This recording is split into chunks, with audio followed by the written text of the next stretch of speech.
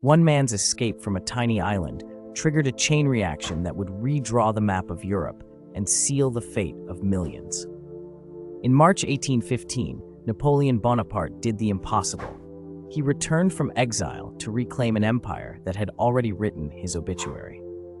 The year 1815 begins with Europe finally at peace after decades of warfare.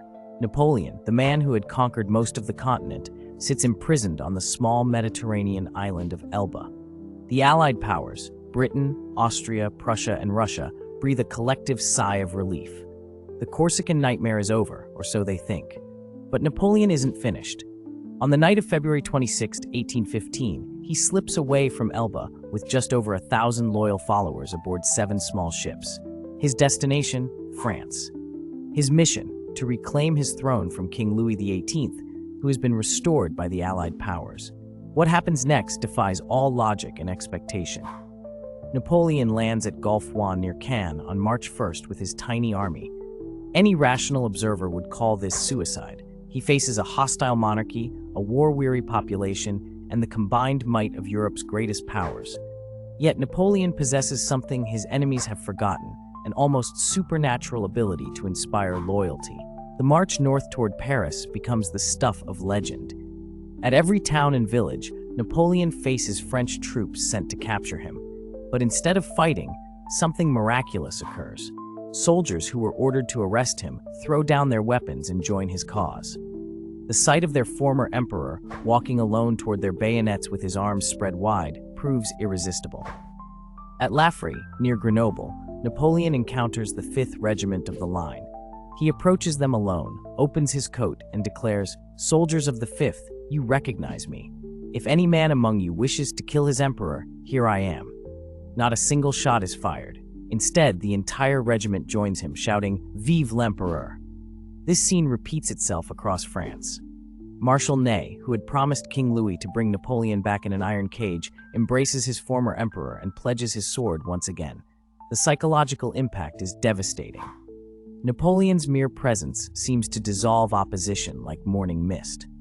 By March 20th, Napoleon enters Paris without firing a single shot. King Louis XVIII has already fled to Belgium. In just 20 days, Napoleon has reclaimed his empire through sheer force of personality and the loyalty of his soldiers. Europe watches in horror as their carefully constructed peace crumbles. But Napoleon's triumph comes with a terrible price. The Allied powers immediately declare him an outlaw and begin mobilizing their armies. The Congress of Vienna, which had been peacefully redrawing Europe's borders, transforms into a war council. Britain's Duke of Wellington and Prussia's Gebhard von Blücher prepare for what everyone knows will be the final confrontation. Napoleon understands his precarious position. He must act quickly before the full weight of the coalition can be brought against him. He chooses to strike first, launching his army into Belgium to defeat the British and Prussian forces before they can unite. The campaign begins promisingly. On June 16th, Napoleon defeats the Prussians at Ligny, while Marshal Ney engages Wellington's forces at Quatre Bras.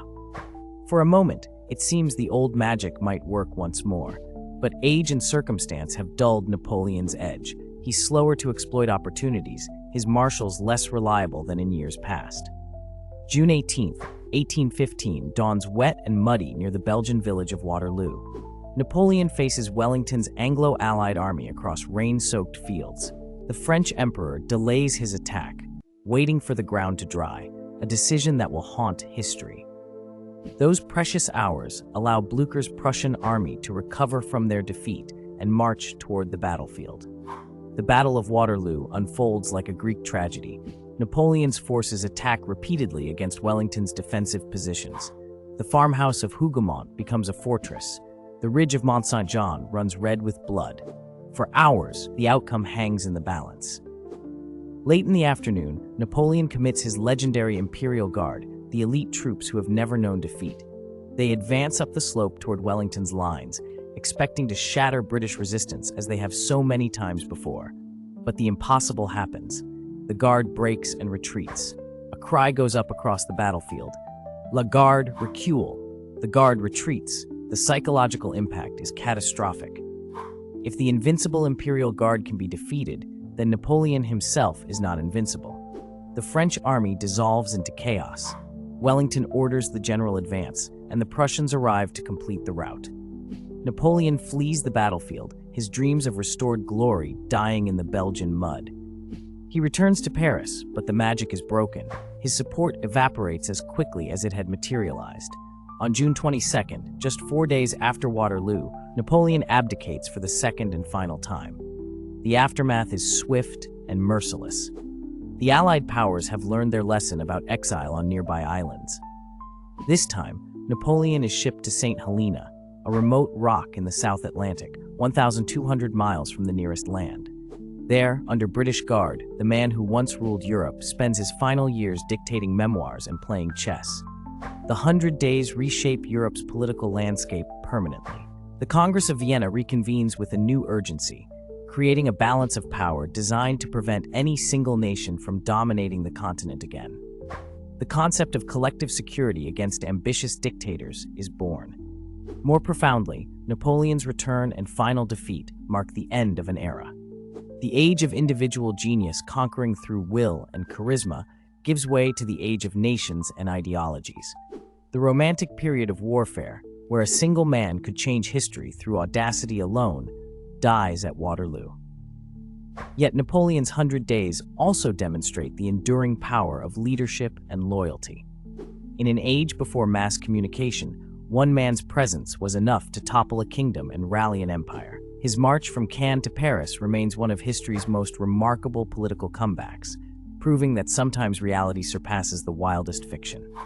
The man who promised to make France great again discovered that greatness cannot be recaptured, only reimagined.